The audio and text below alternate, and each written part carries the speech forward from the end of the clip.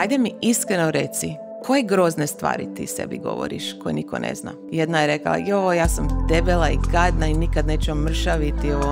Jedna je rekla, pa kuća mi je stalno prljava, stvarno sam užasna domaćica, majka. Jedna je rekla, moja djeca zaslužuju bolje od mene. I svaka kad je završila meni to sve govorit, oni nisu znali da sam ja zvala od svakog supruga i pitala da mi pošalje sliku njih kad su bile male. I ja izvadim tu sliku. Mala djevojčica 5 godina, ovako velika slika. I kažem, ok, sad recite iste stvari ovoj djevojčici. I ni jedna nije mogla. Svaka od njih se rasplakala. Kaže, ne mogu tako grozne stvari govoriti toj slatkoj maloj djevojčici.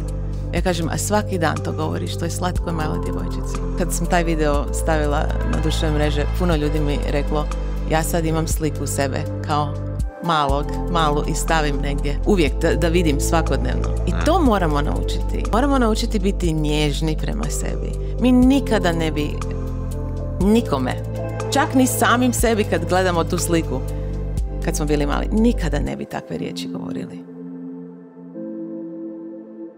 Kako kažete vi na engleski, elevator pitch, kad bi nekom htjela reći tko je Kristina Kuzmić, kako bi to izgovorila? Sad je malo teže još na hrvatskom.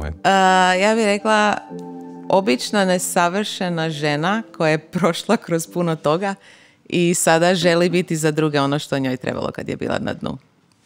Tako da ja koristim svoju kreativnost kroz videozapise, kroz knjige, kroz govore na konferencijama, jednostavno malo dodati humora i nade i ohrabriti malo ljude. Kad si osjetila kod sebe da si počela koristiti humor? Jel imaš osjećaj da ti je humor nekako možda bio kao i nekakva obrana od onoga što ti se događalo u životu u tim trenucima? Ja sam oduvijek, ja mislim, humor koristila. Ja se sjećam kad sam bila 12 godina i živjela sam u Osijeku i rat je počeo. I moja mama i tata poslali mene kod bake i dede da ne budem u Osijeku. I ja stignem tamo, oni su živjeli u Novom Sadu. Ja stignem, dan kasnije, moj deda ima srčani udar. Ja ga vidim kako ima srčani udar. Ja moram zvat, kako se kaže, hitnu pomoć, ambulantom. I to se sve dešava. On završi u bolnici. Sljedeći dan ja padnem s bicikla i porežem koljeno onako naveliko. Sve u 48 sati se sve užasno desilo. I mene baka vodi da ja njega idem posjetiti u bolnicu. A ja s 12 godina i toliko stresa, prijatelji su mi u Osijeku, ne znam što se dešava s njima. Ja napišem pjesmu. Mene noga boli, a baka me voli, vodi me u bolnicu da vidim svog didicu. Čak i onda ja sam morala humor koristiti nekako kao terapiju. I u to vrijeme nisam ni skužila zapravo, bila sam 12 godina, da mi je to neka terapija. Ali imam takva sjećanja iz djetinjstva gdje stvarno uvijek mi je humor bio neki lijek. Jel bi rekla danas kad si vjerovatno puno zrelija nego kad si nadam se da 12 sam godina, da je humor terapija ili bijeg od problema? Da li ga maskiraš ili zapravo ga procesuiraš kroz humor? Ja mislim da može biti oba dvoje, ali meni je lijek. Jer nije to da ja sad ignoriram svoje probleme, ignoriram osjećaje i samo se šalim o svemu. I pogotovo ljudi koji već gledaju moje videe ili čitaju moje knjige znaju, ja zapravo uživam i u tom, i u procesiranju i stvarno osjećati sve. Mm-hmm.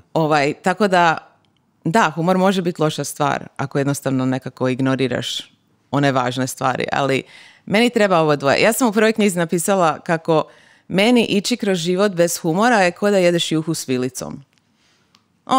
Bit će okej, ali propustit ćeš toliko puno toga, jer stvarno humor nam pomaže.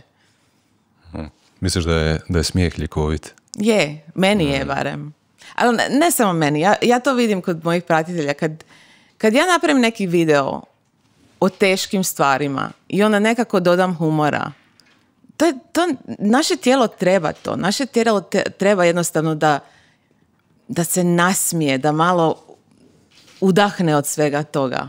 Malo da se opustimo. Da. I ovako je onako svijet preozbiljan. Da, ja uvijek svojoj djeci kažem, find the funny. You have to find the funny. Jel misliš da, mislim, to je jedan od mojih izazova, znaš, kao teme koje obrađujemo ovdje su dosta onako u nekim trenucima teške. Pa i mama zna reći isto, ono, pa sine, pa daj, pa to malo ubaci tog nekog humora. Pa vidiš kako ti ona gospođa bila Vida de Marin. Ti si možda, Damire, gledao Vidu de Marin. Kako ona ima 80 i nešto godina, tako je vedra, optimistična, ono, duhovita, opuštena. Pa daj, budi više ti kao Vida de Marin. Ja kažem, pa kako ću kad ne znam, jel? Da li se to može naučiti ili da li je zapravo taj spoj ozbiljnog i duhovitog moguć? Moguće je, ja mislim da je važan. Ja često kažem da je ja na sebe ne gledam kao brand, ali kad me iko pita koji je tvoj brand, ja uvijek kažem hope and humor, nada i humor. Ja mislim da to zapravo jako dobro ide zajedno. Jer mi smo ljudi koji ćemo osjećati svakakve emocije. I da, trebaju nam ranjivi razgovori, treba nam nada, trebamo biti iskreni, trebamo otvoreno razgovarati o stvarima koje su neugodne i teške, ali u isto vrijeme moraš se nasmijati, moraš nešto naći smiješno u tom čudnom životu u kojem mi živimo. Baš čudan, jel da? Jako čudan. Moj je jako čudan. Jesi očekivala da ćeš danas raditi ovo što radiš sad? Uopće. Ne. Stvarno na neki način živim neki san koji uopće nisam ni sanjala.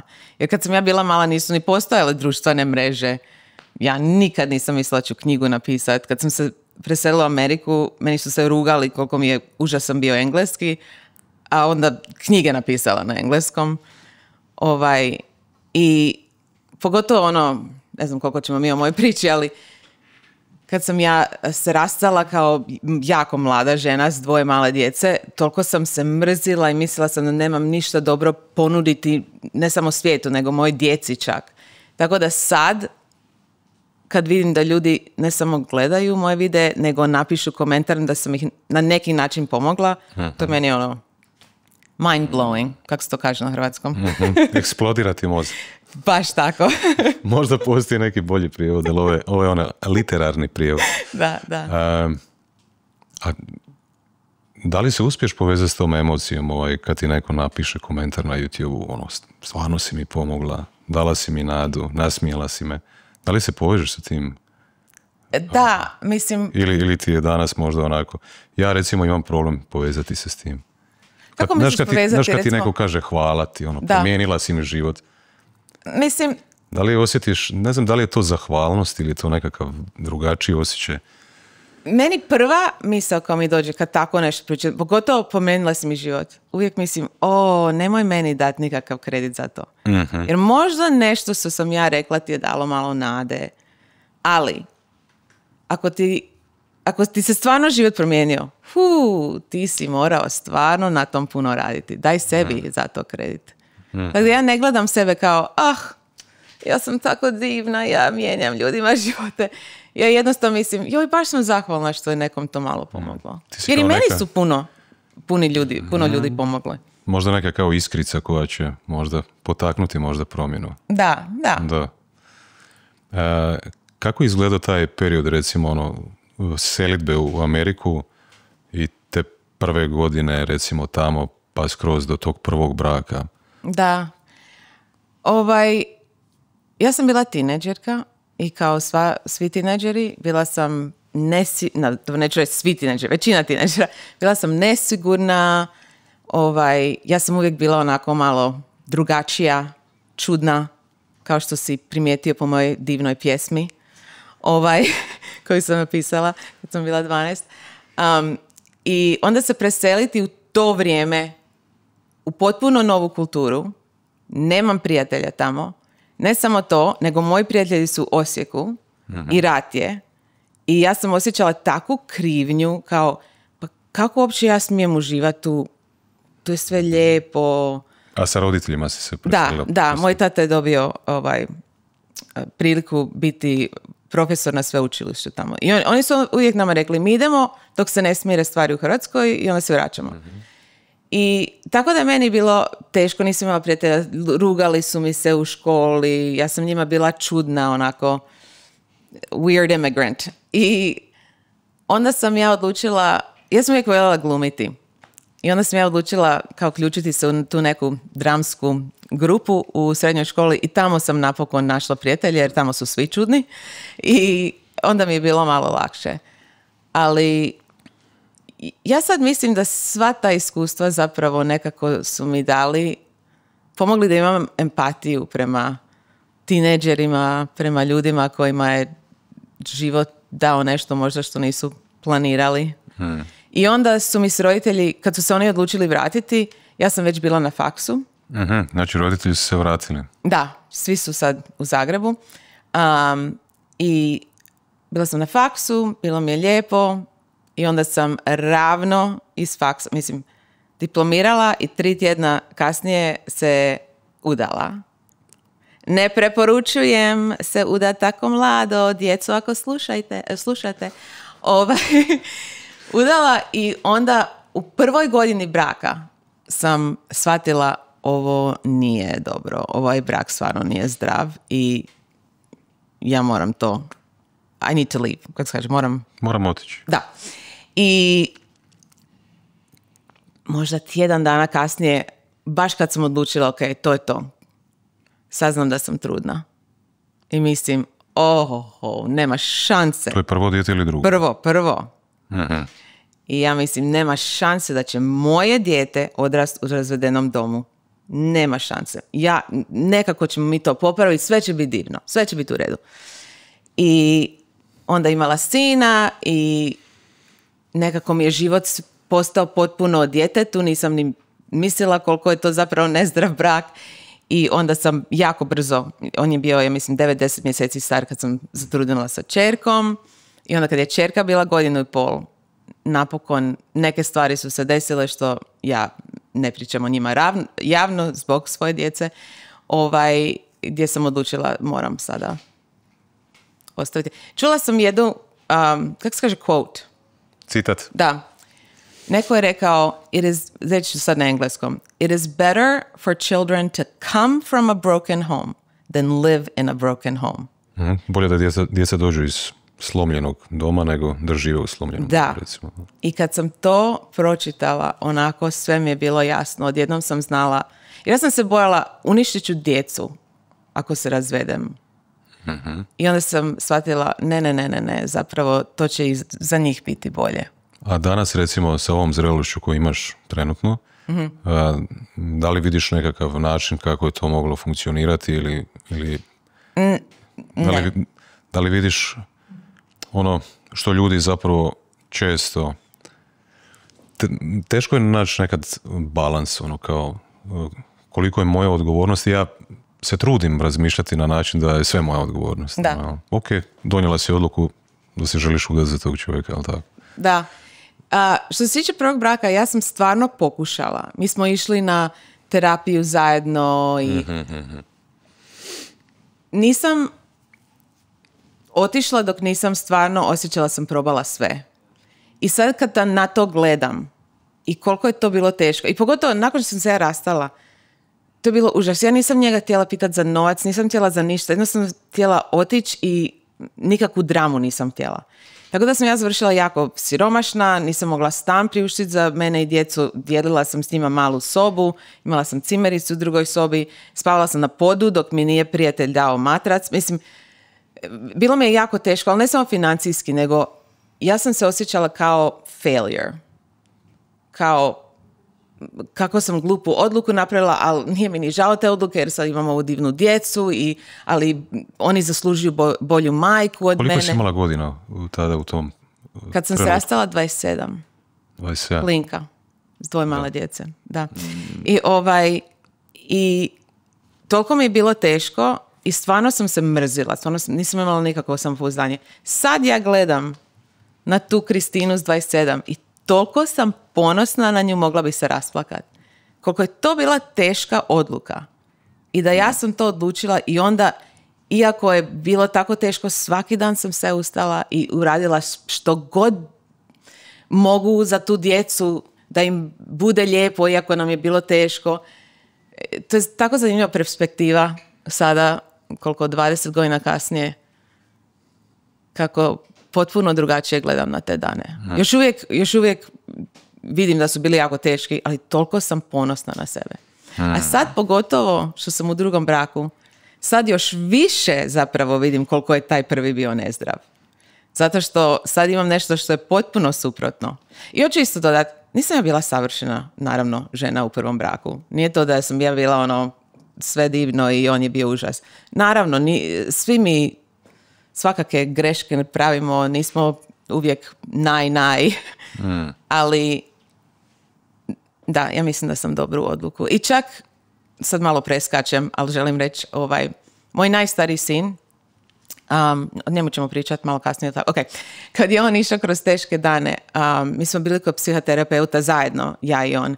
I njega psihoterapeut pita, da li ti misliš da je razvod braka tvojih roditelja, kako je to utjecalo na tebe negativno? Da li je to možda nekako donijelo do te depresije i tog sve što osjećaš sada? I on je onako razmislio malo i kaže, ne, zato što da se oni nisu rastali, ja ne bi imao Filipa. Filip mi je suprug sada. Jer je moj suprug taka podrška njemu. I ja sam se odmah rasplakala. Jer ja sam još uvijek, iako sam znala da sam napravila dobru odluku, ja mislim da svaki roditelj kad napravi tu odluku još uvijek osjeća neku krivnju. Kao, niko ne želi da djeca odrastu u razvedenom domu. I uvijek sam osjećala malo tu krivnju, iako ipak sam znala da sam dobru odluku napravila. I kad sam to čula od sina, to mi je toliko mene nekako izliječilo. Da, možda si osjećala neku grižnju savjesti kao da je to uzrok njegovih problema kasnije. Da. Pa ti je to skinulo teret sa srca. Je, i moja čerka isto kaže, toliko je zahvalna. Oni čak su par puta, dobro, oni su sad odrasli, par puta su oni rekli, mi ne možemo zamisliti tebe i tatu zajedno. Kako bi to uopće izgledalo? To njima uopće nema smisla. I toliko poštuju i stvarno vole mog supruga. Šta misliš koliko ljudi ostane u takvim brakovima do kraja života? To je nekako pogotovo tu kod nas na Balkanu malo još uvijek. Da. Naročito u starijim generacijama uvriježeno mišljenje kao uprti pa do smrti kao. Da, i da ti iskreno kažem, bilo je ljudi, neću reći koji ljudi, koji su bili jako ljuti na mene kad sam ostala. Kao, kako možeš tako nešto? Kako možeš djeci to napraviti? Ali što je zanimljivo, kad ja gledam brakove tih ljudi, ti brakovi su stvarno nesretni i na neki način se meni čini da ljudi koji osjećaju da moraju ostati u nesretnom braku, kad neko drugi ima tu hrabrost ostaviti, onda je ono kao, kako se ti osudiš kad sam ja morao ostati u nesretnom? Što misliš da čujemo sad priču tvog bivšeg muža, da je sad on napisao knjigu i da ide ovako, da radi turneju, šta bi čuli, kakva bi bila njegova strana priče? Nisam sigurna sada. Ili se vidite uopće, pretpostavljam da ste u nekom kontaktu? Jel? Da, jer ja sam odlučila, i to je isto bilo stvarno teško, mi smo se toliko mrzili kad sam on je bio ljut što sam ga ostavila, ja sam bila ljut što uopće nije pokušavao u terapiji da proba bar da nešto popravimo. I onda sam ja odlučila, to je bilo negdje par mjeseci nakon što sam preselila se u svoj taj mali stan sa cimericom i to sve, da ne želim da moja djeca svaki put jer oni bi s njim bili skoro svaki vikend, kad on dođe njih pokupit, da oni vide tu neku, ne znam, nismo ni razgovarali jedno s drugim, to se moglo se osjetiti, taj tension. I nisam to htjela za svoju djecu. I onda sam ja njega nazvala i rekla sam, slušaj, ajde dođi na večeru. I zajedno ćemo biti s djecom, ne moramo uopće ja i ti oni ničem pričati, možemo samo o djeci pričati, ali da nas imaju zajedno, da osjećaju da je okej, da se mi ne mrzimo. I on, nema šanse. I ja mislim da negdje 17. put kad sam ga pozvala, napokon je rekao da. I došao je. I od onda je onako polako, ja sam ga uvijek pozvala na sve, ne znam da li tu slavite Father's Day. Da, noćiva, da. Uglavnom, Nije baš nešto popularno, ali...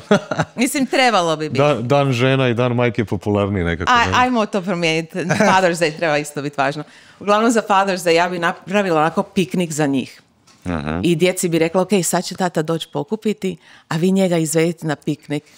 I takve stvari malo, mislim, nisam ja bila zaljubljena u njega, nisam ga htjela usvojiti natrag, nego jednostavno da djeca vide da iako smo mi rastavljeni, da tu ne mora biti mržnja. I to je bilo dugo je to trajalo dok nekako se nije on malo omekšao. I sad on dođe, još uvijek. Oni su sad odrasli, ali recimo čerka mi je sad imala 20. rođendan, odmah sam ga nazvala, rekla sam to je u subotu, dođi. I kad sam krenula sa novim, njemu sam rekla, slušaj, ja ću ti sad odmah reći, moj bivši je uvijek welcome. Dobrodošao u moj dom, zbog djece. I ako ti nisi ok s tim, potpuno razumijem, ali ja nisam žena za koju bi si ti trebao. I on je isto tako divan prema njemu. Baš zbog djece. Tako da to odgovorim tvoje pitanje sada. Ja mislim da u to vrijeme da je on napisao knjigu, sigurno je bilo nemam pojma zašto me ostavila. Ja mislim, tako bi bio naziv knjige. Nemam pojma. To bi se zvala knjiga. A sada mislim da bi možda... nemam pojma. Ja sad nemam pojma, vidiš? Nemam pojma. Ja mislim da on razumije i zna više toga nego što bi možda priznao. Uh-huh. Ne znam da li to ima... On nije tako otvoren ko ja da prizna svoje probleme. A zašto si ti toliko otvorena da priznaš svoje probleme? Misliš, je li to radi ovog da možeš pomoći nekome? Da li je to isto nekakav dio terapije, možda liječenja? Zato što čak i kao dijete, kad god sam se pretvarala da je sve ok kad nije, ili pravila sam se da, ne znam, bila sam na neki način fake. To mi je bio tako užasan osjećaj. Jednostavno, ne mogu, užas mi je bilo. Ne znam da li sam ja taka rođena osoba da ja ne volim biti fake. I isto, ja mislim da puno ljudi koji ne dijele svoje probleme ili svoje nesigurnosti misle da moram biti što savršeniji da bi bio voljen. Uh-huh. A ja zapravo vjerujem suprotno. Ja mislim da ljudi trebaju i žele i vole ljude koji su pravi ljudi, a ne fake. Ja sam ti imao jedan jako čudan uvid neki dan. Mogu ga podijeliti s tobom? Da, molim te. Znaš kako je u našoj kulturi zapadnoj kršćanstvo dominantno i utjecajno u društvima. I zapravo jedan od najekstremnijih simbola koje smo vidjeli u svojim životima je Isus na križu. Uh-huh. Jel? Ja mislim da sam ja došao do nekog zaključka zašto je to tako i zašto postoji taj simbol. Sad uopće nema veze sa teologijom, sa religijom. Ovo je čisto moja interpretacija. A nekako se nadovezuje na ovo što si ti sad rekla. Ja sam shvatio, recimo, ljudi koji su kao potišteni, koji se brane od vanjskog svijeta su nekako skupljeni, kao štite sami sebe, a ljudi koji odluče da se pokažu svijetu i da se rašire i kažu to sam ja, naprave ovo. A ovo je Isus na križu, što znači kad pokažeš tko si ti, osuda, kritika, ranjavanje, ali onda se zapravo nakon toga, ako prođeš kroz to, ako imaš hrabrost i tako dalje, uskrsneš. Wow. I onda zapravo možeš biti ono što ti zapravo jesi. To je stvarno... Teško je pokazati se. Je, ali ja mislim da je teško isprva. Uh-huh. I onda se navikneš. Ja mislim, uvijek je teško biti ranjiv prvi, drugi, peti put. Onda se nekako navikneš biti ranjiv. I navikneš se da naravno da će biti ljudi koji će te kritizirati. Mislim da bi bilo čudno da mene niko ne kritizira. To bi zapravo bilo čudno. Uh-huh. Da nemam hejtere, jel tako vi kažete? One što te mrze. Da se svima sviđam. Da svi misle da sam ja super. To bi bilo jako čudno. Zapravo, normalno je da naravno da će imati ljude koji će misliti, ona je glupa, previše je ranjiva, zašto je tako iskrena. Navikla sam na to. I ne smeta mi zapravo. Jesi čitala, ili čitaš komentare na svojim videima danas ili više ne? Jesi prije čitala? Ne čitam sve, jer teško je. Nemam vremena sve pročitati, ali čitam namjerno zato što ja mislim da na neki način, baš zbog toga što je dijelim svoj život i ranjiva sam, ljudi se na neki način osjećaju da me znaju i da sam im ja neka, ko da sam im prijateljica. I onda ja volim svaki dan najmanje 5 si dam, ajde moraš najmanje 5 na komentara odgovoriti. I često su ti komentari jednostavno žele znati da je neko pročitao njihove riječi, da nisu sami. I onda volim im tu podršku dati. I onda naravno ako čitam, onda ću vidjeti i grozne komentare.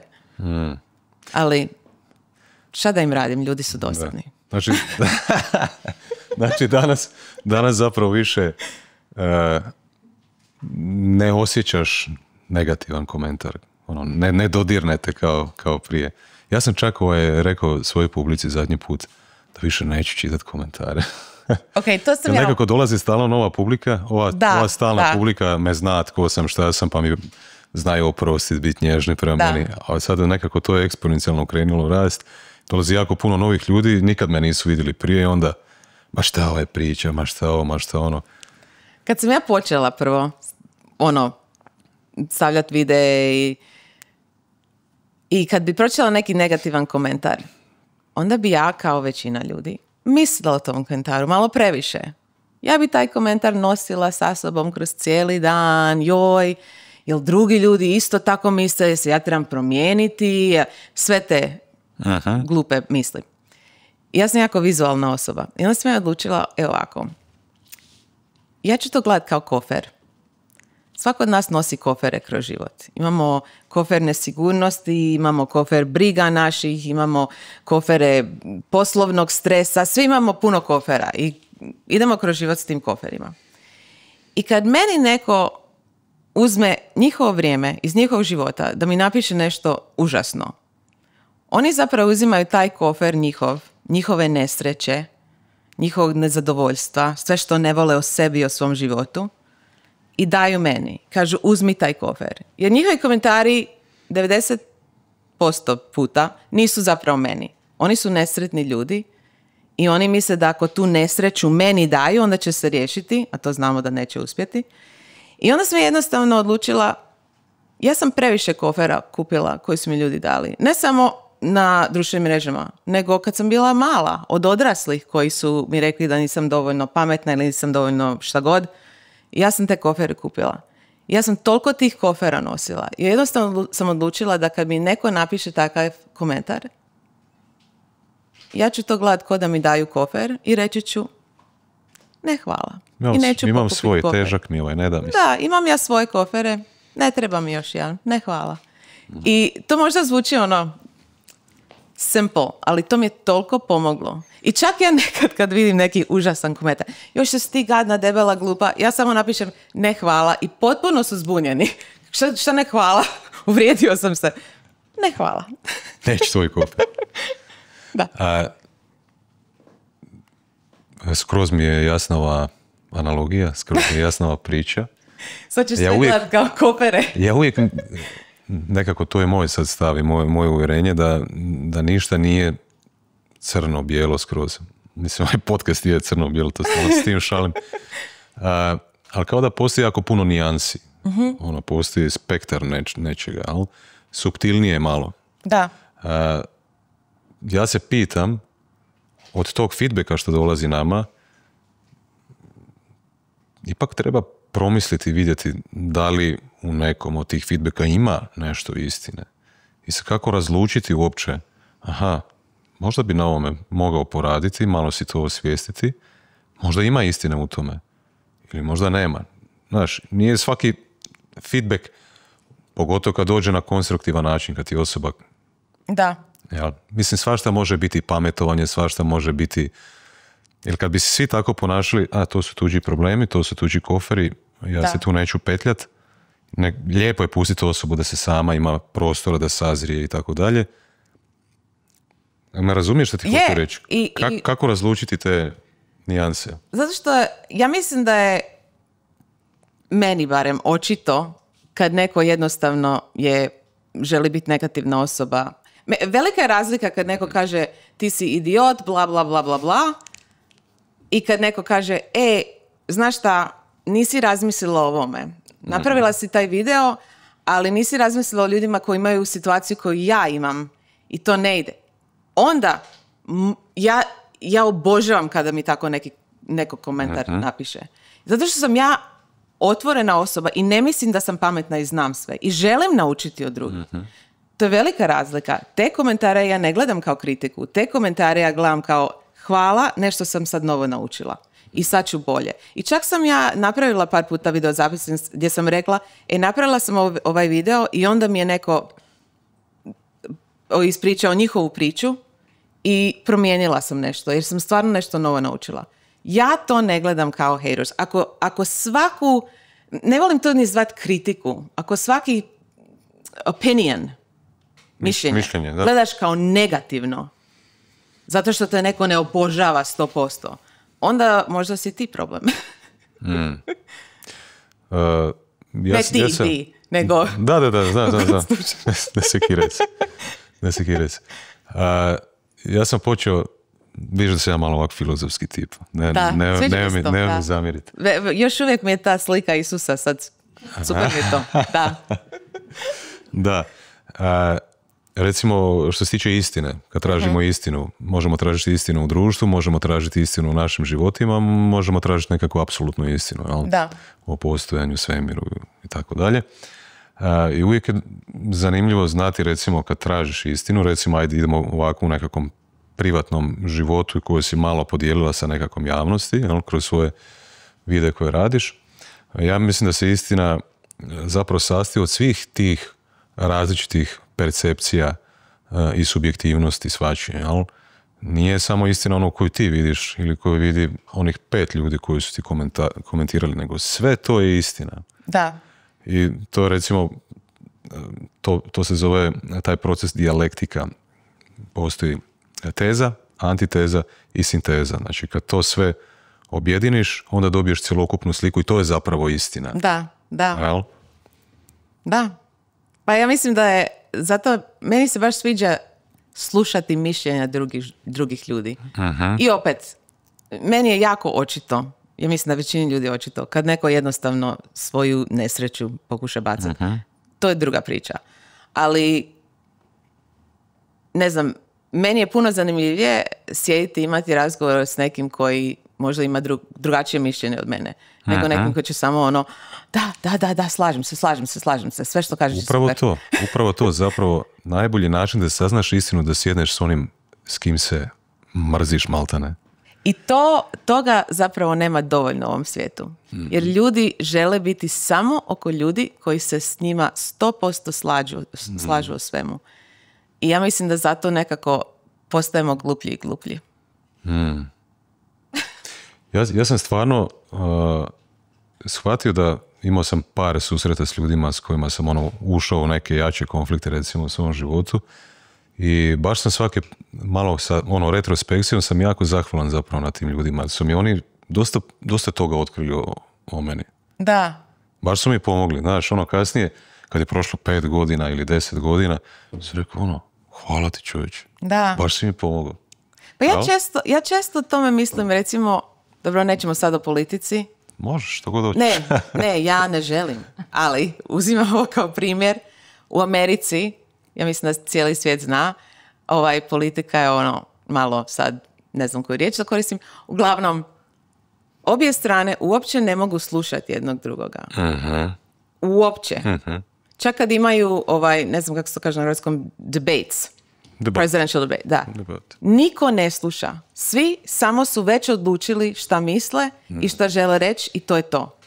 I to čak kao roditelj, jedna najvažnija stvar koju sam ja morala naučiti je da začepim i da slušam.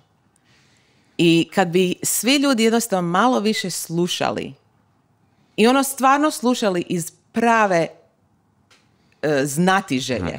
Ne slušati da bi odmah odlučio kako ću ja sad tom odgovoriti i uvjeriti ga da sam ja u pravu, nego ona prava znatiželja je toliko važna i u roditeljstvu, i u prijateljstvu, i u životu. Tu sam si zapravo zapisao tu jednu tvoju izjavu, baš mi je bila značajna. To sad ide na nastavak na ovo što si ti sad rekla. Znatiželja, a ne pretpostavke.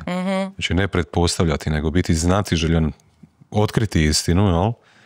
I rekla si, sad sam ja to preveo bio na hrvatski nekako, možda nema dobre riječi za stajati u prisutnosti i čudu njegove priče, recimo, to si rekla u kontekstu Lukine priče o svog sina, jel?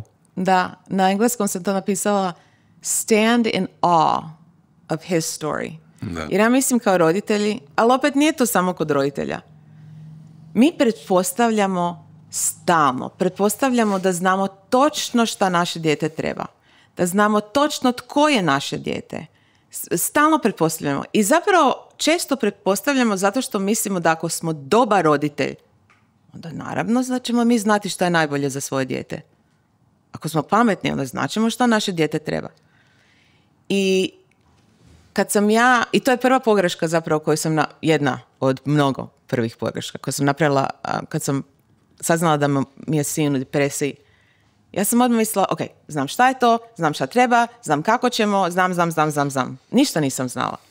I dok nisam postala znatiželjna, jednostavno odlučila da ja moram to stajati u, kako si ti rekao na hrvatskom? U čudu. Da, njegove priče, njegove osobne. Da. Ne što ja želim da bude njegova priča ili što ja mislim da je njegova životna priča. I mi svi roditelji imamo san, kakvi želimo da naša djeca budu, kakav život želimo da ima. Nego jednostavno se svega toga riješim i budem 100% znatiželjna. Ko si ti? Ko si ti? I samo ti znaš zapravo šta ti treba, šta će tebi pomoći. Ja ne znam. Ja moram jednostavno biti učenik.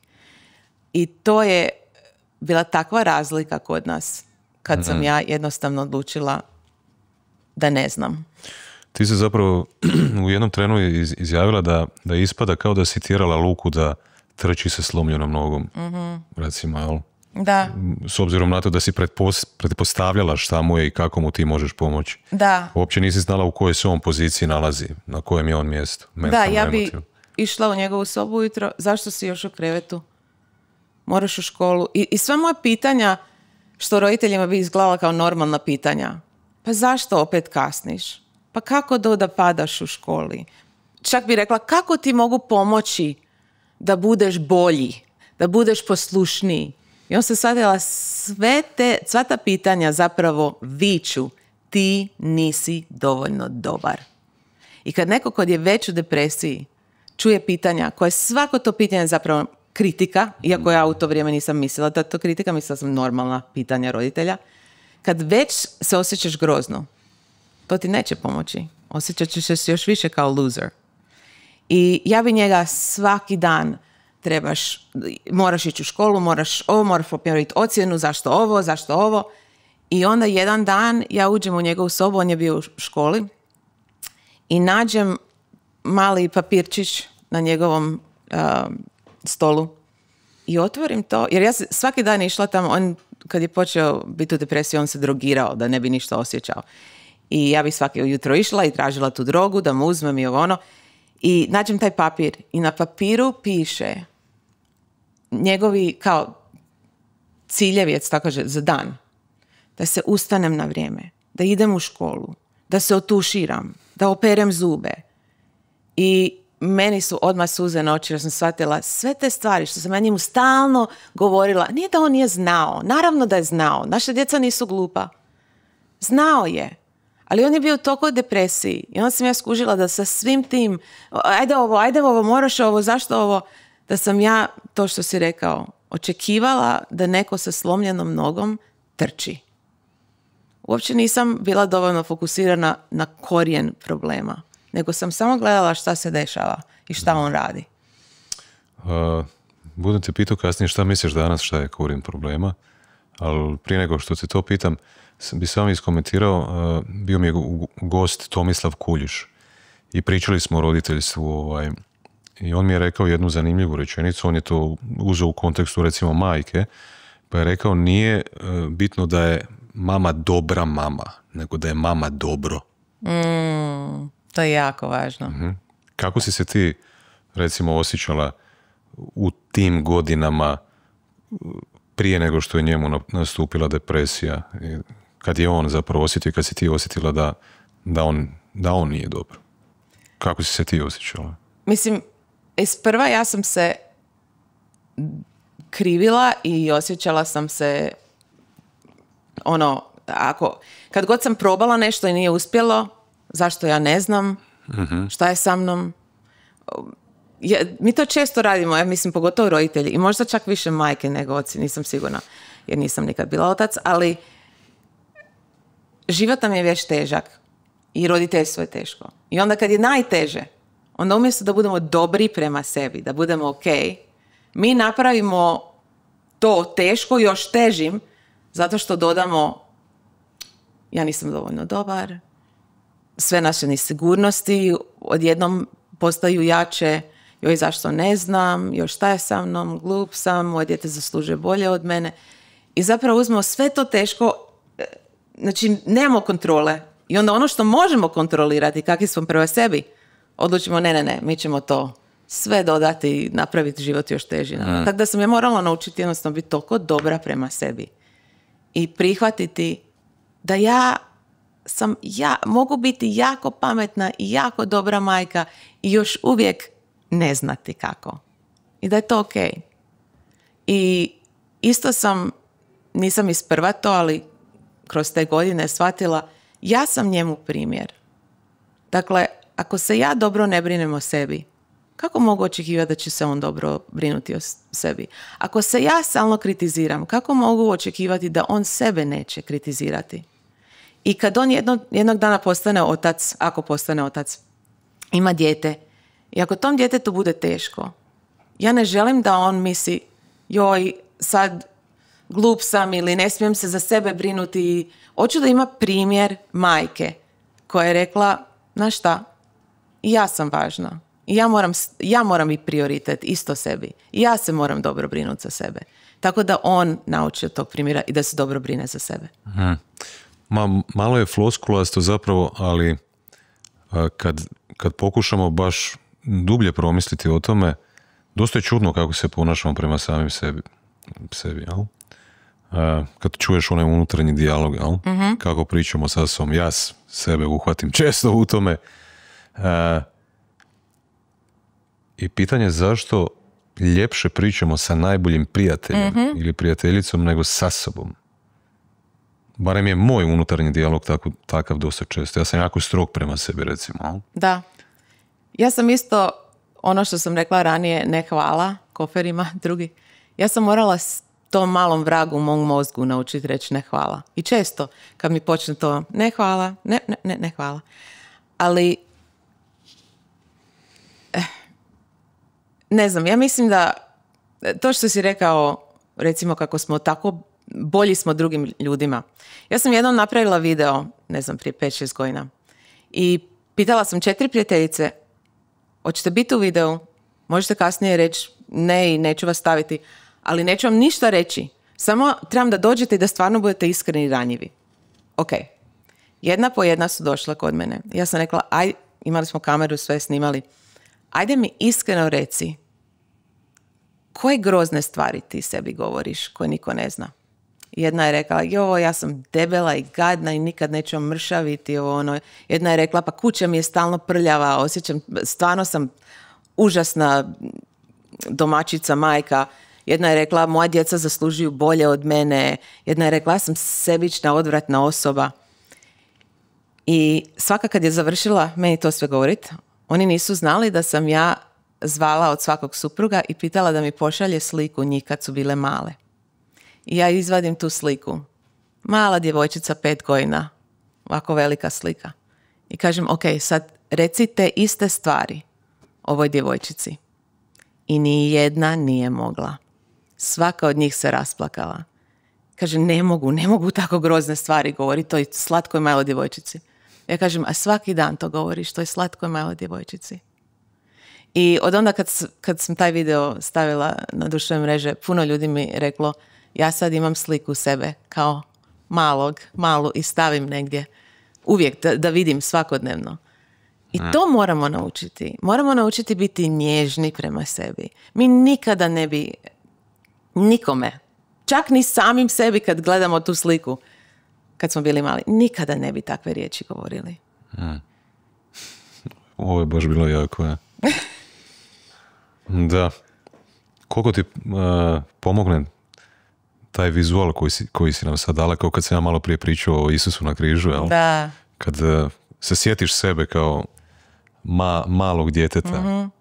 Jedna žena mi je... Totalno ti promijeni perspektiva, jel? Da, jedna žena me pisala nakon toga i rekla je, toliko nakon što sam rodila, ne znam koliko imala 2-3 djece, toliko mrzim svoje tijelo i kako izgledam. I svaki put kad se istuširam, izađem iz tuša, imam veliko ogledalo tamo i jednostavno gadi mi se. I rekla je, isprintala sam onako veliku sliku sebe kao malu i stavila na to ogledalo. I kaže, to je prvo što vidim kad izađem iz tuša i više neću tako o sebi govoriti. I to ja sam se rasplakala kad sam to pročitala. Ili često plačeš? Često plačem, da. Ja bih rekla svakodnevno. Ja svakodnevno jedem, spavam, plačem. Jedem, spavam i plačem. I smiješ se. Da, moram. I smiješ moram. Se. Evo, moram ti reći da mislim da je radi tebe, onako nam je danas energija u ovoj prostoriji baš lijepa nekako. Ti si rekla u jednom trenutku, a možemo sad malo popričati o tome, kad se završilo taj, recimo, možda najteži dio u životu tvog sina, da je to zapravo jedna ljubavna priča između majke i sina. Da. Jel nam možeš malo ispričati tu ljubavnu priču? Da. Zapravo nisam ja to, ne znam, tako vidjela isprva. Ja sam potpisala ugovor za knjigu i naravno moj sin je bio potpuno uključen u to sve i ja počnem pisati. I svaki dan plačem, sva sam u anksioznosti, odjednom mi je strah se vratio jer moram se sjećati na sve te dane. I ne samo da se sjećati na sve te dane, nego u detaljima da bi ja tu knjigu napisala. I ja sam osjećala neki, kako se kaže, PTSP. I mislim, ovo je, ne mogu vjerovati da sam ovo odlučila napraviti, da ću sad ovu knjigu pisati. I ja razgovaram sa mojim psihoterapeutom i kažem, ja ne znam kako, ali ja ću probati da se, kao, taj ugovor prekineš. Da, prekinem, ne mogu ovo pisati. I kaže on meni, pa Kristina, ti pišeš ljubavnu priču. Još uvijek ne mogu to reći bez da mi se dođu. Ti pišeš ljubavnu priču između majke i sina. I to mi je potpuno promijenilo perspektivu. I onda sjedim tamo i plačem opet i mislim, pa da, čak i kroz najteže dane, zapravo pogotovo kroz te najteže dane, to je bila ljubavna priča. I sad mislim na bilo kakav problem, možda nije to, možda nešto puno manje sa malim sinom, kad mi je teško, kad imam taj teški dan kao roditelj, mislim, ja živim sada ljubavnu priču. Da. Kako nađeš snage u tim najtežim trenucima, nakon razvoda, sama sa 2 djece, samohrana majka, bez novaca, sin je depresivan, ima problema sa ovisnošću. Kako nađeš snage u tim trenucima uopće? Ja mislim da zavisi kako definiramo snagu. Nekad snaga meni izgleda kao ostati u krevetu malo predugo. Nekad snaga izgleda plakati 3 sata sama u WC-u, u patilu gdje me niko ne vidi. Nekad snaga znači jednostavno raditi nešto za sebe i ne osjećati se da sam sebična. Ali, ne znam, ja ne znam kako odustati. Jednostavno moraš i morala sam prihvatiti da to nije neki put je, polako će svijet biti bolje. Znala sam da će, ako je bolje jedan dan, bit će gore sljedeći dan možda. I to je ok. Jednostavno prihvatiti da uzmem svaki dan jedan po jedan i često kroz to vrijeme sam čak mislila, ok, sat po sat, neka čak minuta po minuti. Kako ćemo preživjeti ovu minutu? Kako ćemo preživjeti ovaj sat? Ne mogu se ni brinut za sutra, nego šta sad mogu?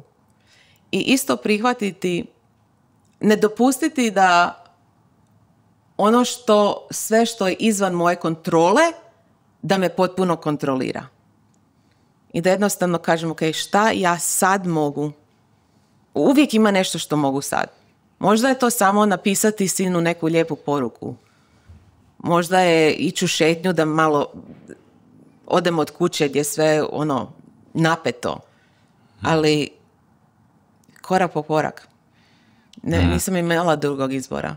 Korak po korak. Da, ovo mi je baš bilo značajno kad si rekla ja ne znam kako odustati. Jesi to prvi put sad izgovorila i osvijestila si ili si? Možda sad prvi put. Možda sam sad prvi put naglas to rekla, nisam sigurna. Ja ne znam kako odustati. Da, mislim, kad je nešto važno, toliko važno, ne mogu zamisliti šta mi je važnije od moje djece, onda nemoguće je odustati. To je ta ljubavna priča. Ne odustaješ. I to je meni bilo najvažnije kad je mom sinu bilo teško. Ja sam vidjela koliko se on mrzi. Ja sam vidjela koliko mu je teško.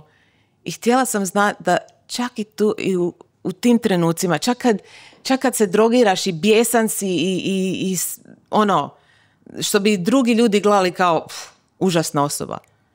Čak i onda toliko si voljen, toliko te volim, toliko zaslužuješ ljubav. Ja mislim da je nekad, kad nam je najgore, baš osjećamo da ne zaslužujemo ljubav, da ne zaslužujemo milost ili oprost. Meni se čini da baš takvo ponašanje je simptom ogromnog traženja ljubavi. Da. Al? Da.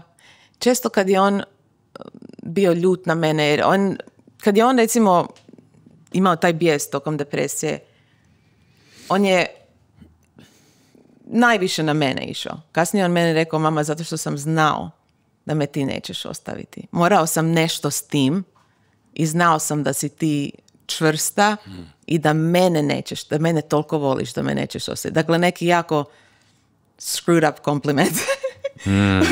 Ali ja sam u to vrijeme mislila, joj, on mene mrzi. I onda kasnije sam saznala, ne, on sebe mrzi. On sebe mrzi. I ja moram njemu dokazati da nema razloga da se mrzi. Da ja znam ko je on. Čak kad se tako ponaša, ja znam mu srce, znam da ima dobro srce. Znam da on pati, da mu je teško i ne kažem da je ok kako se ponaša, naravno da nije ok, ali znam ko si i volim te. Pretpostavljam da je sad neko mirnije razdoblje. Joj, sada je divno. Je. Da, sada... Koliko je godina prošlo od tih događaja i najtežeg perioda, recimo? On je rekao da je on počeo osjećati se depresivno oko 12. Ja nisam ništa primijetila do negdje 13. Onda sam ja pretpostavljala. Previše mislila sam, to tineđer, tipičan tineđer. Mm-hmm. I onda 14 godina je bio kad sam ja njega jednostavno pitala, nisam ni planirala pitat, nekako mi izašlo, da li si ikada imao pomisao uzeti si život? I hvala Bogu, iskren je bio sa mnom i rekao je da. I cijeli svijet ti se promeni kad tako nešto čuješ kao roditelj. I od onda do negdje 3-4 godine je bilo jako teško. Jako teško. I u to vrijeme ja sam morala zvati policiju, bio u bolnici, mislim, bilo je stvarno teško. I onda oko 17 je bilo onako gore, dole, kao što to ide sa mentalnim zdravljem. Ali sada, zadnju 2 godine, stvarno je dobro. Ja u to vrijeme, kad je bilo najgore, da mi je neko rekao da ćemo biti ovako bliski sada, da će on biti tako dobar prema meni, da će mi take... Sad sam u Hrvatskoj, on je u Americi, svaki par dana on meni pošalje poruku, toliko sam zahvalan za tebe, mama.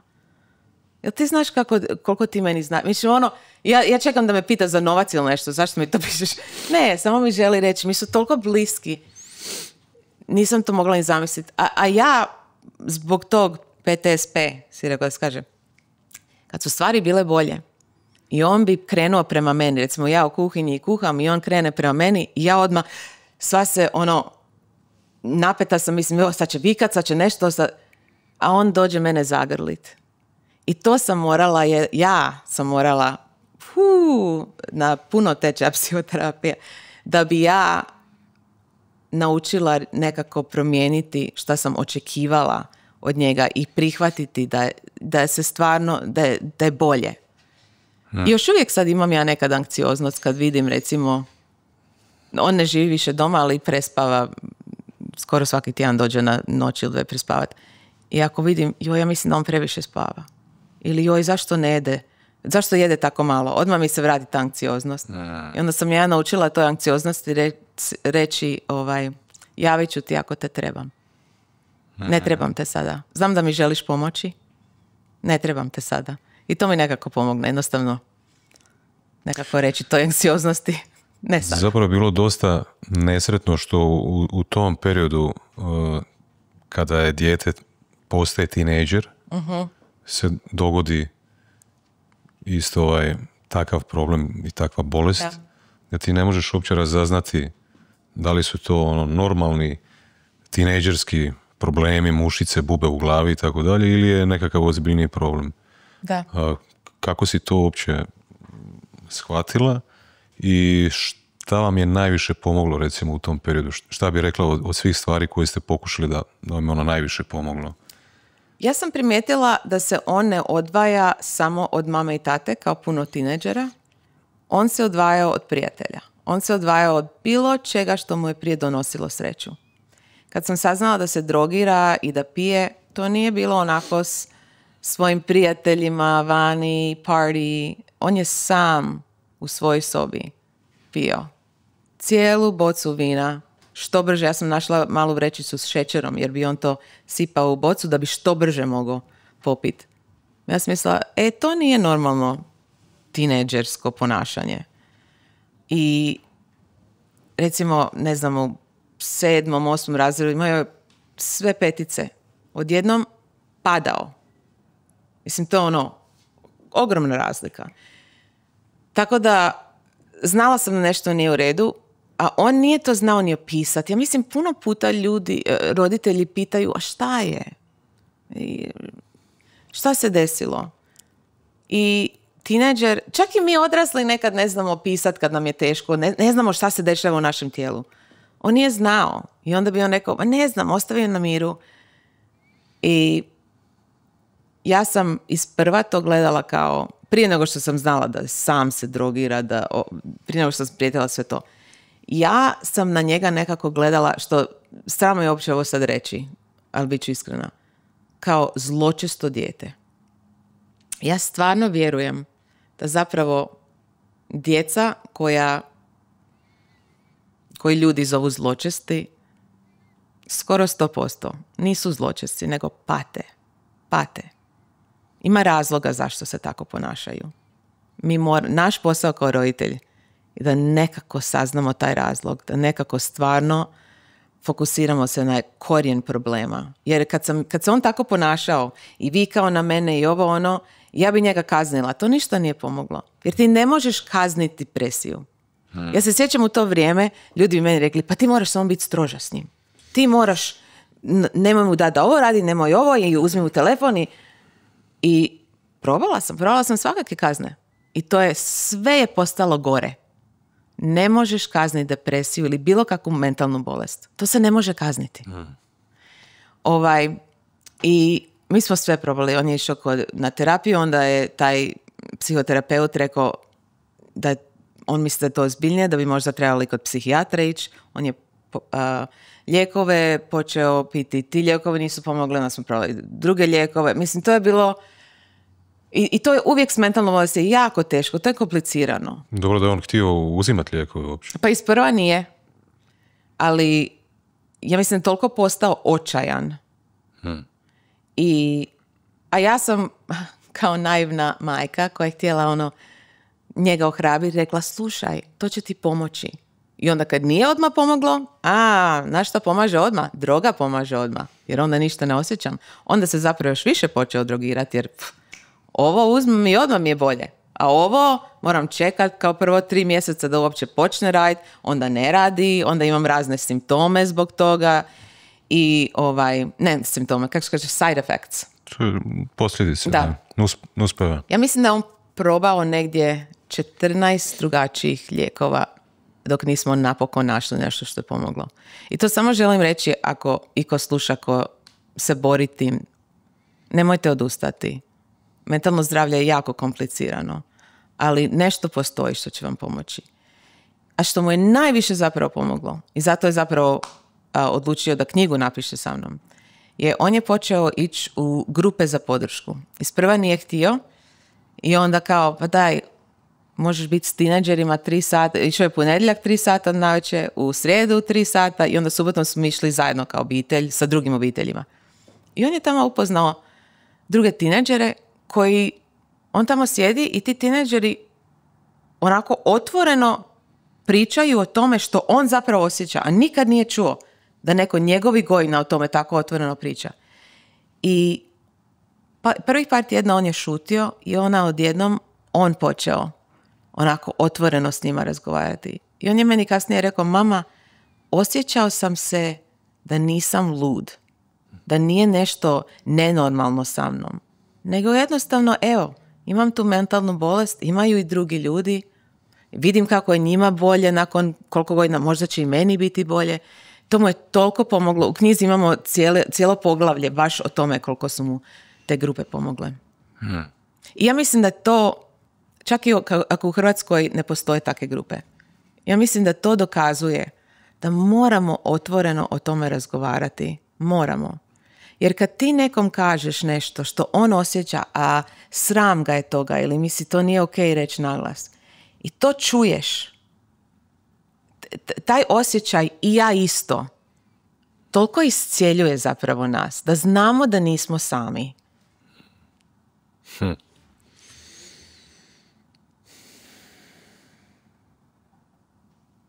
Šta ti se vrti u glavi? Treba malo naprijed ove neugodne tišine. Znači, jesi ti isto tako sa sinom šutila i stajala i gledala? Nisam. Čak se u toj, viš kako malo svi su onako, svima je postalo malo nelagodno. Kad sam malo duže šutio, jel da? Ali na to mi žena isto kaže, šta me tako gledaš? Ne znam ti pročitat misli. Vidim da ti se nešto dešava u mozgu, zato pitam. Nešto se dešava. Možda sam gladan.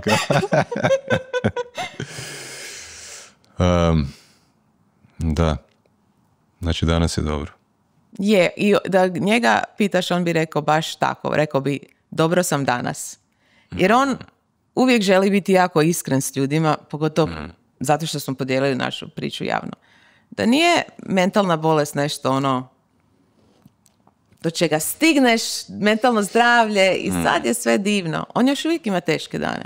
Prije 1 godinu dana, baš prošlo ljeto, njemu je bilo jako teško. Jako teško. Ja sam se sav mi se strah vratio jer sam vidjela veliku promjenu kod njega. I onda sam saznala da je on prestao piti lijekove jer je mislio, pa bolje sam. Sad mogu bez. I nije mogu bez. I dobro, sad onda je počeo opet lijekove i sad je dobro, ali on još uvijek ima teške dane. I jako je iskren sa mnom. Nazove me ili dođe kod mene i kaže, danas je stvarno težak dan.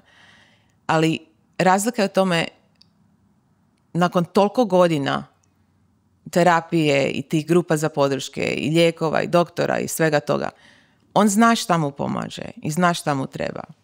I on često kaže, znaš, mama, depresija mi laže. I ja moram napraviti suprotno nego što mi depresija kaže. Depresija mi kaže da ostanem u krevetu cijeli dan. Onda kad to primijetim, želim ostati u krevetu cijeli dan, to znači da se moram dignuti, baš suprotno uvijek napraviti. Kad mi depresija kaže, nisi gladan, ne moraš danas jesti. Moram nešto pojesti. Kad se hoću izolirati, ne. Moram uzeti telefon i nazvat prijatelja. I napraviti neki plan s prijateljem. Dakle, jednostavno razumije On uvijek kaže, kad mi je težak dan, onda znam da moram baš napraviti suprotno nego što želim. Ja pretpostavljam da postoje ljudi koji su bili depresivni, bili su na lijekovima, pa su kasnije se skinuli sa lijekova i danas žive bez toga. Netko ko možda nije imao nikad takvo iskustvo, pa možda bi izvana razmišljao. Ja sam, recimo, pričao sam sa Aleksandrom Stankovićem, ti si bila kod njega isto. Onako misle, ok, trebam samo dovesti svoj život u red, trebam provoditi vrijeme vani u prirodi, trebam biti fizički aktivan, trebam imati kvalitetnu prehranu, cjelovitu, bogati, kvalitetan društveni život, biti dobar prema sebi. Znaš, sve neke temelje zdrave postaviti i neće mi trebati lijekovi. Ja, recimo, kad sam sa Aleksandrom pričao, on mi je rekao da je sve to zadovoljio i dalje nije mogao bez lijekova. Zato što to nije samo, mislim, zavisi, opet, mentalno zdravlje je komplicirano. Ima raznih vrsta, ima gdje je više situational, situacijski. Ne? I ima gdje je kliničko. Moj sin vjeruje, ja nemam pojma, ja nisam doktor, on vjeruje da će on se nekako uvijek boriti s tim. Pogotovo što je probao bez lijekova. Dobro, on je sad još mlad. Ko zna, hormoni su još ko zna kako će biti kad bude 30-40 godina. Ali ja mislim da je važno znati da nema tu srama ako moraš uzimati. Možda ne trebaš lijekove cijelog života, to je isto divno. Ali ako trebaš, pa uzmi kao što bi uzeo da imaš diabetes, kako se to kaže. Da, ili bilo šta. Nekako ljudi se osjećaju, ako uzimam lijek, ako moram uzeti lijek, onda sam weak, slab. Moramo prestati to gledati na mentalno zdravlje tako. Nekad ti treba nešto malo više nego šetnja i meditacija i... Da, možda ljudi razmišljaju da to nije prirodno, kao nije dio prirode. Ja želim živjeti kao svaka druga osoba koja je zdrava, jel? Da. I prirodno od hrane koju mi zemlja daje, sunce i tako dalje. I onda se možda osjećaju nesretno i frustrirano što ne mogu. Da. Zašto Marko može, ja ne mogu, jel? Da. Ali opet, bolest je bolest. Ja ne znam da li bi se osjećali tako da uzimaju lijekove za nešto što nije mentalna bolest.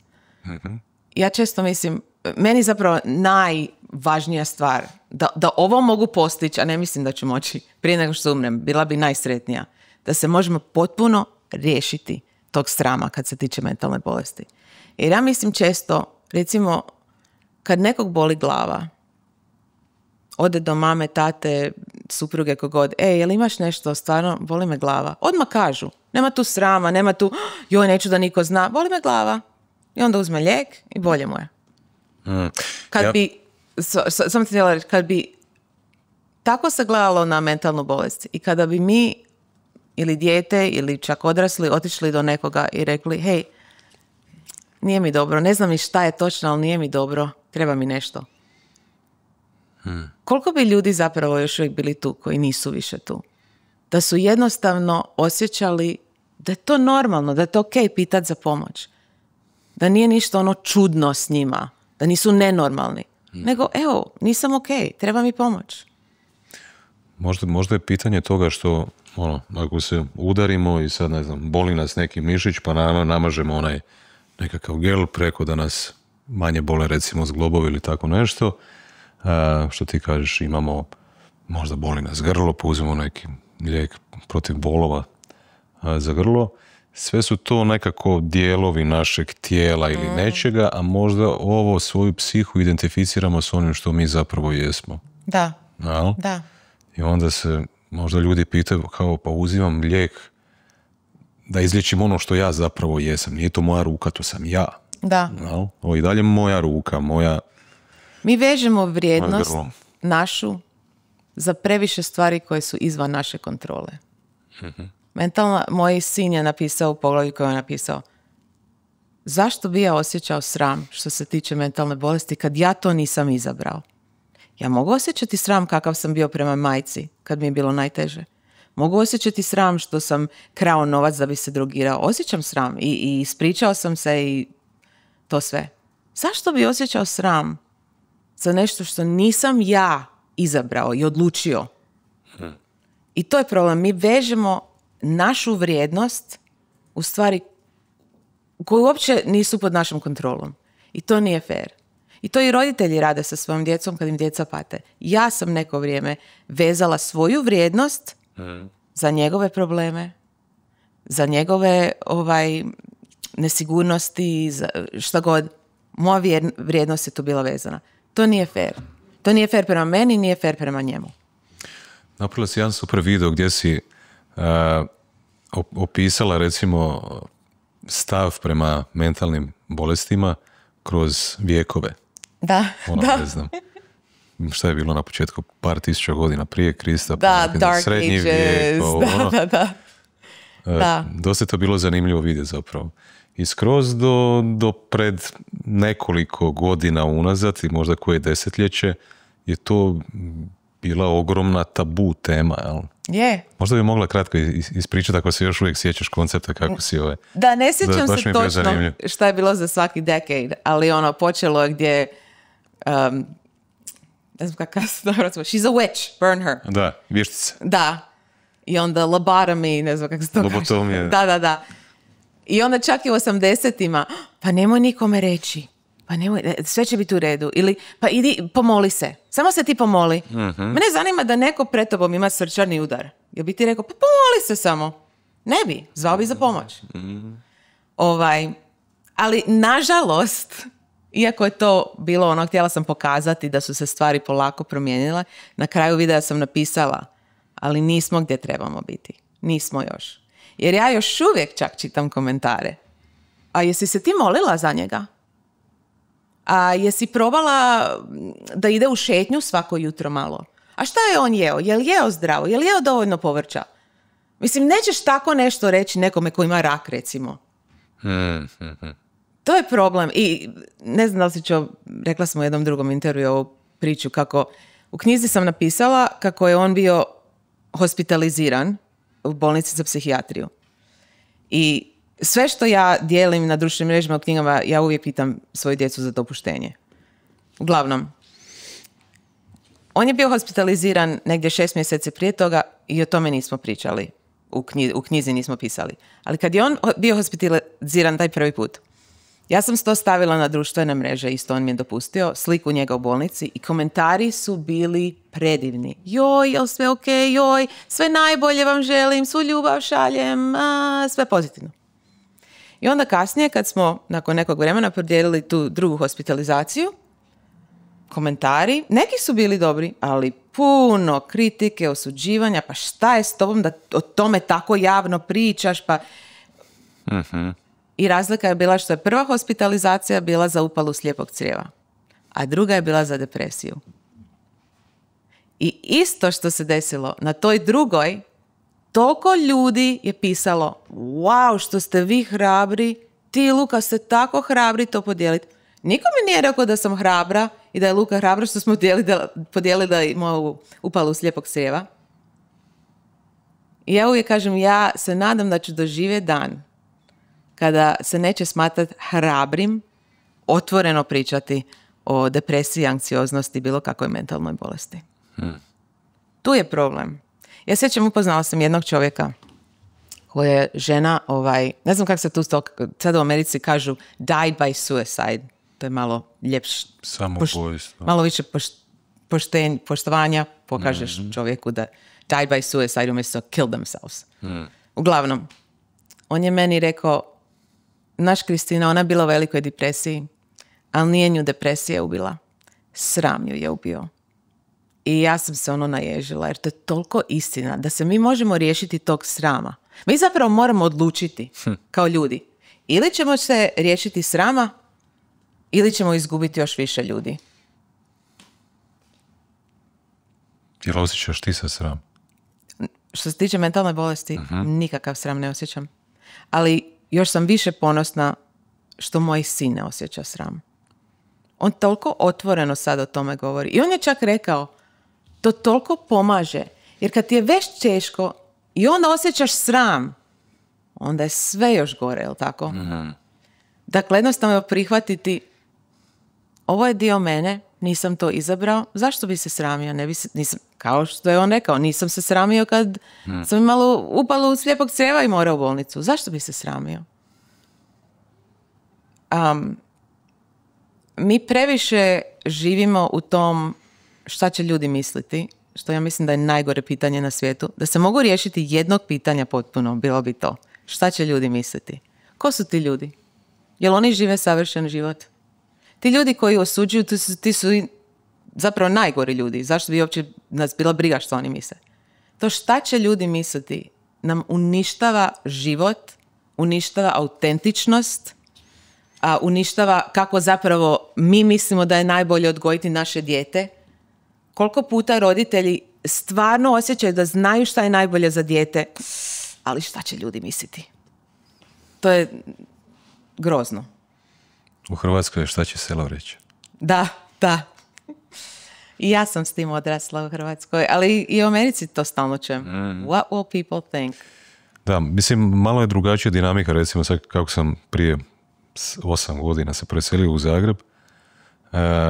Ovdje nisam doživio još to da u neposrednoj okolini svoje prvi susjedi, stan do, stan gore, dolje, nema toliko te bliskosti i prisnosti kao što je to bilo recimo dok sam živio u Osijeku. Da. Kao da u tim manjim sredinama ljudi više i provode vremena jedni s drugim. Možda je tu čak i to mišljenje kao nekako, ne znam da li je izraženije ili nije izraženije, ne mogu se odlučiti uopće. Ne znam, ali ja to isto vidim dosta u crkvama.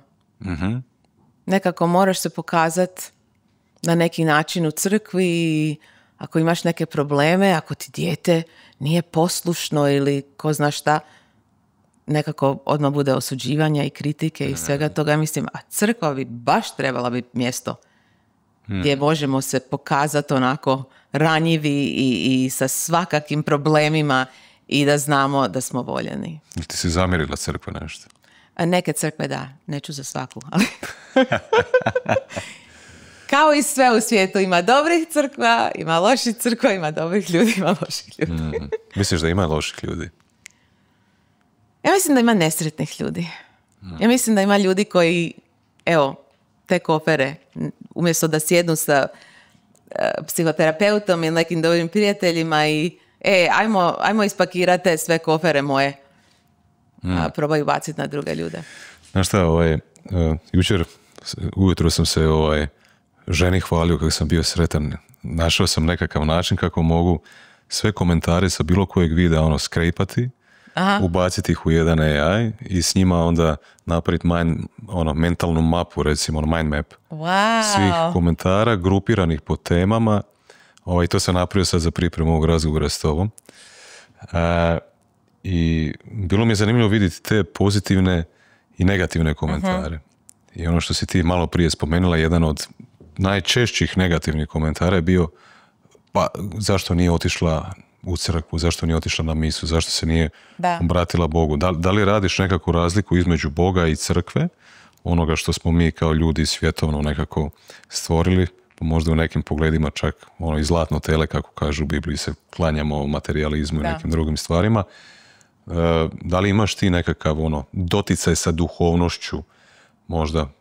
Ja duhovnost ne mogu objasniti sam sebi još uvijek, ali mislim da je to neka razina koja je dublja od psihičke, to jest mentalno-emotivne razine.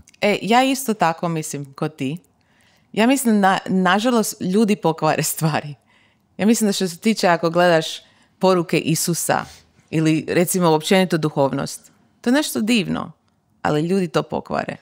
I ti komentari što si rekao, opet, mene zanima da sam ja radila neki intervju javno i pričala kako je moj sin imao rak i preživio je. Sigurno ne bi bio ni jedan komentar. Ili recimo opet, da neko ima srčani udar pred tobom. Stvarno ne bi nazvao nekog, ne bi pitao za pomoć. Nego bi sam kleknuo i molio se za njega. Stvarno ne vjerujem.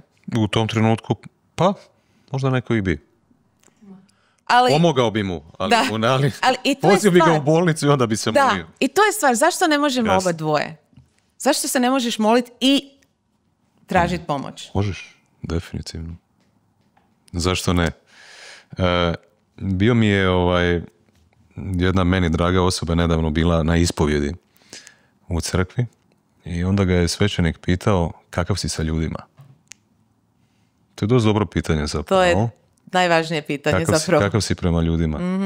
I ono zapravo pitanje koje smo ja i ti malo prije dotakli, kakav si prema sebi. I ti si isto čovjek, pa treba i sebe. I ti si ljud. I ti si ljud. Dosta dobro pitanje zato što zapravo puno nas nekako zapadne u svoje ambicije, u svoje ciljeve, u svoj život, ja, dosta ega i tako dalje. Kakav si sa ljudima, to je dosta dobro pitanje. Jako dobro pitanje. I tu ja opet, kad to kažeš, ja odmah mislim na stvari zapravo koje su mi najviše pomogle s Lukom. Empatija, znatiželjnost i povezivanje, connection. To svi trebamo. Svaki čovjek to treba od drugog čovjeka. Ne znam jesi mi odgovorila kakav je tvoj odnos sa duhovnošću, kako gledaš na to? Ili se ideš u tom smjeru, ili se baviš nekako s njom, ili ti je ovo sasvim ok, recimo ovaj mentalno-emotivni aspekt? Ne, ja mislim da je duhovnost jako važna. Ja sad imam nekako, baš sam sad u ovom razdoblju mog života nekako osjećam se kod student toga, to je najbolji način da kažem, gdje ja sam odrasla u crkvi, sve što sam naučila je bilo ono, to je istina i sad nekako po prvi put razmišljam, ok, šta je to zapravo? Počinjem više knjiga čitati koje nisu one knjige koje sam možda čitala kao dijete o kršćanstvu i duhovnosti. Mislim, meni ljudi neki kažu kao, otvori srce. Ja kažem, pa kako da otvorim srce? Mislim da sam ga otvorio, jel? Ja bih rekao zapravo da sam kroz svoju mladost, djetinjstvo, mladost, od uvijek sam bio možda posebno znatiželjan. Jel? I onda nekako sam zapravo, dok sam bio dijete, roditelji su me vodili u crkvu i tako dalje, pa sam upoznao to sve, bilo mi je dosadno to čuo. Pa šta ću ja sad? To ja sam riješio što sam trebao. Da. Krizmao se pričesti krizma i onda kako većina djece poslije slabije kreneš ići.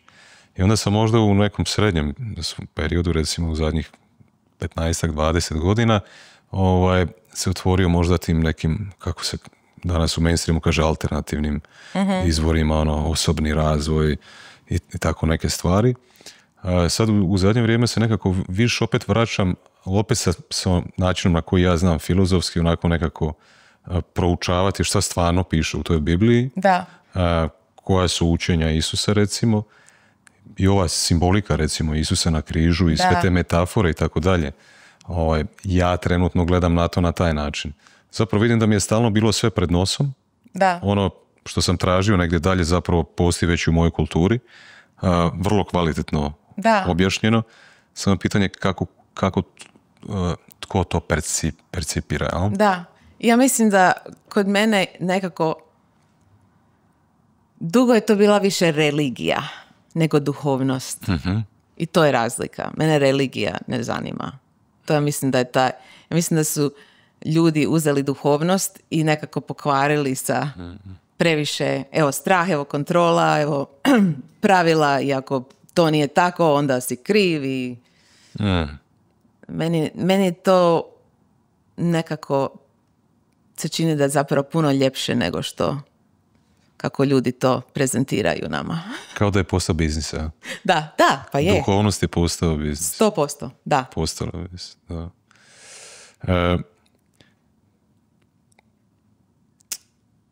Šta bi rekla, mislim, barem je moj osjećaj takav da danas, pogotovo u zapadnom svijetu, nekako, ja sam naslonjeni na zapadni svijet, pa to mi je izraženije, kao da imamo nekakvu epidemiju zapravo mentalnih bolesti. Jel osjećaš nešto da u zapadnoj kulturi je trulo, da nešto ne štima, što nam zapravo, glupo reći, pomaže ili zapravo odmaže, jel?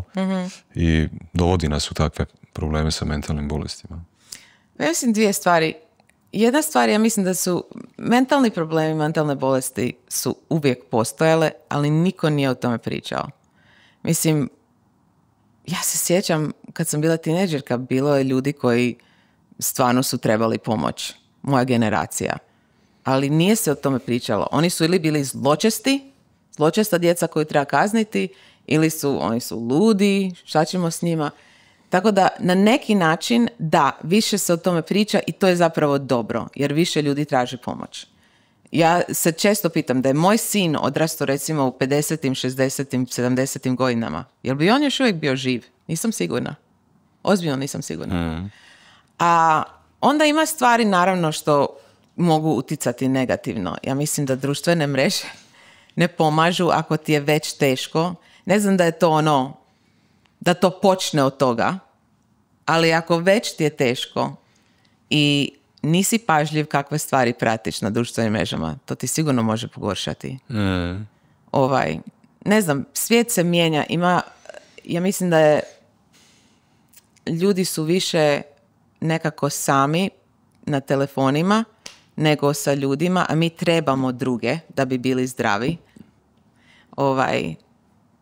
Ja mislim da je nemoguće biti izoliran i biti zdrav.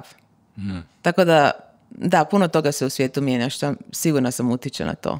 Ali uvijek je mentalna bolest postojala, samo ljudi nisu... Ja mislim da na neki način čini se da ima toga više, jer ljudi su više otvoreni o tome. Ja bih zatvorio ovaj naš razgovor sa sljedećim. Imala si jedan super video koji se zove 20 minuta prije. Jel možeš ispričati o čemu se radi? Da.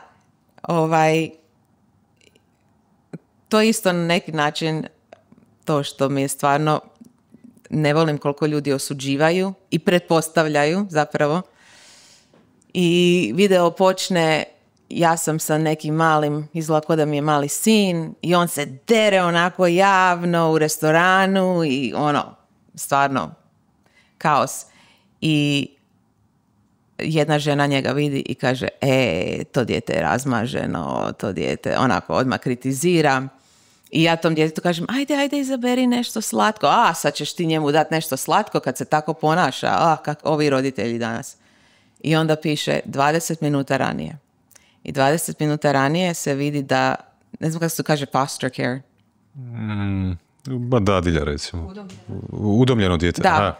Da to dijete, da su mene baš sad nazvali da neko dijete treba dom i da je bilo uzlostavljano prije i da će mu biti jako teško i dakle 20 minuta prije i ja razgovaram s tom djetetu, pa šta bih ti, hoćeš vidjeti tvoju novu kuću gdje ćeš živjeti sa mnom, hoćeš da nešto idemo slatko kupiti. Dakle, nemaju pojma šta se desilo 20 minuta ranije.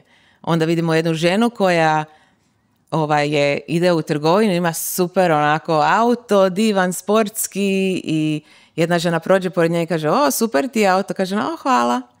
I onda vide u 20 minuta, onda se vidi u trgovini, u isto vrijeme i plaća ona i plaća sa tim, ne znam kako se zove. Kuponima za hranu. I ova žena koja je vidjela kakav auto vozi, vidim ja, ti iskorištavaš, a bogata si zapravo, 20 minuta ranije i vidimo tu ženu kako posuđuje auto od prijateljice jer nema auto, a treba kupiti hranu za djecu. I onda opet zadnje, sin je čovjek koji vozi onako nesigurno, polako vozi i neki se dere na njega. Kretene, pa šta je s tobom? I onda 20 minuta ranije vidimo ga u bolnici i doktor mu kaže da mu je supruga umrla i on kaže, ne znam kako ću sad reći svojoj djeci to. I on sad je vozio kući da kaže djeci. Dakle, you never know. Nikad ne znaš šta se dešava u nečim životu. Jednostavno, budi ljubazan, budi dobar. Nije to teško, to je besplatno.